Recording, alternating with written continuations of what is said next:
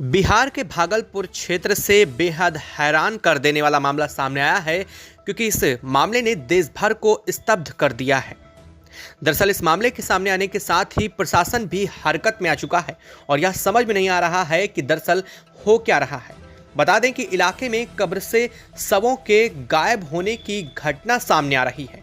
ये घटना बिहार के भागलपुर क्षेत्र के कहलगांव अनुमंडल के सनहौला थाना क्षेत्र के अशरफ नगर की सामने आ रही है, जहां पर एक के बाद एक कब्रों से शवों के गायब होने की घटना सामने आ रही है। दरअसल कहा यह जा रहा है कि यहां नदियामा गांव के कब्रगाह से रात के अंधेरे में कुछ लोग शवों को जो दफनाए जाते हैं उनके सर काट करके फरार हो जाते हैं और कुछ लाशें की लाशें पूरी की पूरी गायब हो रही हैं और कुछ तस्कर महज सर काट करके इन शवों के ले जा रहे हैं।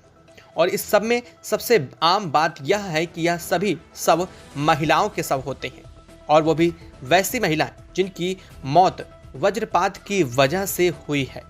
और अब यह खबर पूरे एरिया नहीं बल्कि पूरे बिहार से अब पूरे देश भर में फैल चुकी है कि आखिर यह कैसी घटना है, अनोखी घटना है, जहां कब्रों से शवों को दफनाए हुए जो शव हैं उनके सरों को गायब किया जा रहा है। और यह घटना आज से नहीं, काफ़ी दिनों से यह सामने आ रही है और ग्रामीण स्थानीय जो लोग हैं वो इस चीज़ को लेकर के स्थानीय प्रशासन को जानकारी भी कई बार दे चुके हैं, लेकिन ग्रामीणों की शिकायत का कहना है कि इस पर कोई एक्शन नहीं लिया गया है। अब सबसे बड़ी बात यह है कि इसके पीछे की वजह क्या है, आखिर क्यों जो दफनाए गए शव हैं उनके शवों से सर को चुराया जा रहा है, आखिर इसके पीछे की वजह क्या है, बताएंगे आप इसको इस वीडियो में। इस बात से भी पर्दा उठेगा, साथ ही साथ इस चीज़ को लेकर के स्थानीय प्रशासन और लोगों का क्या कहना है वह भी बताएंगे। तो चैनल पर बने रहें, वीडियो को लाइक और चैनल को अगर अभी तक आपने सब्सक्राइब नहीं किया है तो सबसे पहले चैनल को सब्सक्राइब कर लें और बेल आइकन को भी ज़रूर दबा लीजिएगा ताकि ऐसी खबर अपडेट आप तक सबसे पहले पहुंचती रहे।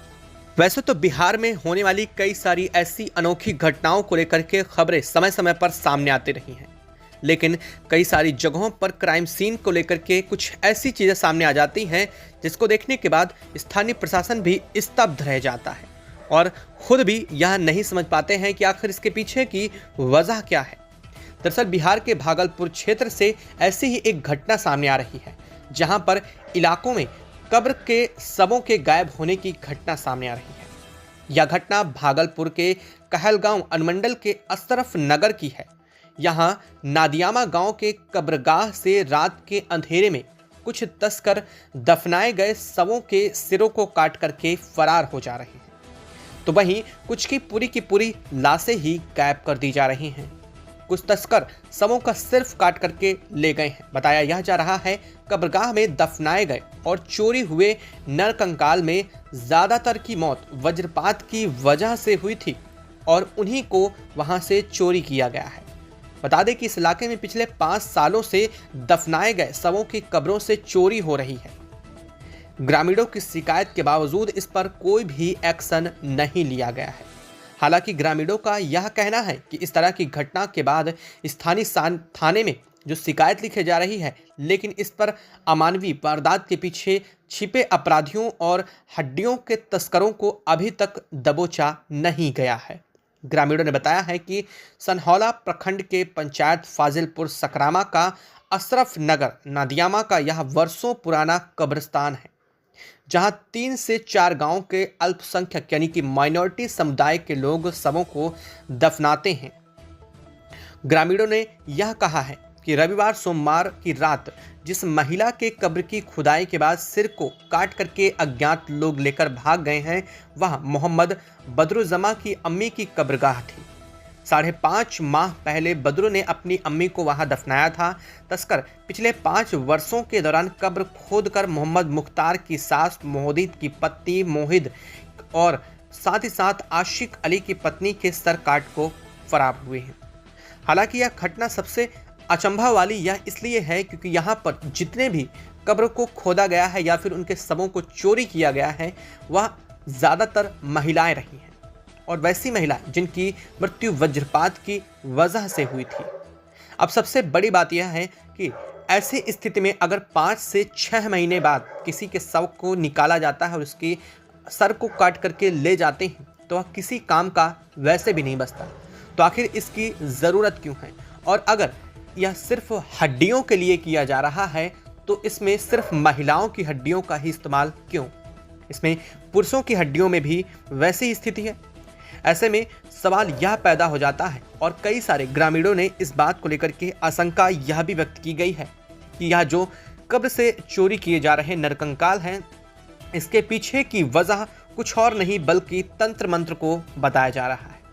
तांत्रिक गतिविधियों में ऐसी कई सारी घटनाएं होती हैं जिसकी वजह से इन चीज़ों को इस्तेमाल किया जाता है। स्थानीय लोगों का यह मानना है कि यह काफ़ी डरावना है और इससे गांव में भय का माहौल बना हुआ है।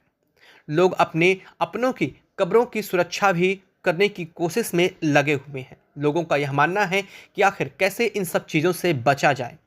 लेकिन सबसे बड़ी बात यह है कि आखिर इनके पीछे की वजह क्या है?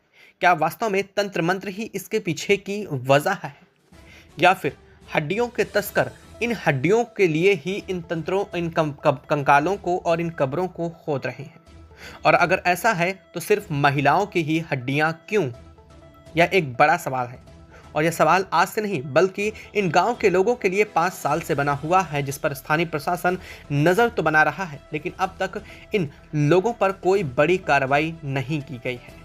आपको क्या लगता है? ऐसी अजीबोगरीब घटनाएं जो देश के कहीं एक इलाके में होती हैं लेकिन पूरे देश में चर्चा का विषय बन जाती हैं, इनके पीछे की वजह क्या हो सकती है? स्थानीय लोगों में कुछ लोगों का कहना है कि वो अजीबोगरीब लाइट लेकर के आते हैं और रात के समय ही वो लाइट के बीच उन कब्रों की खुदाई करते हैं। हालांकि सबसे बड़ी बात यह है कि आखिर उन लोगों को यह जानकारी कैसे होती है कि यह कब्र किसकी है, क्या महिला की है या पुरुष की है? क्योंकि कुछ कब्रों के ऊपर तो पक्का स्लेब डाल करके उसके ऊपर नाम दर्ज किए गए हैं, लेकिन ज़्यादातर कब्रें बेनामी हैं, यानी कि उनके ऊपर कोई भी नाम नहीं लिखा गया है और स्थानीय जो वहाँ पर समुदाय रह रहे हैं सिर्फ उन्हीं को पता है कि वह कब्रें किसकी हैं।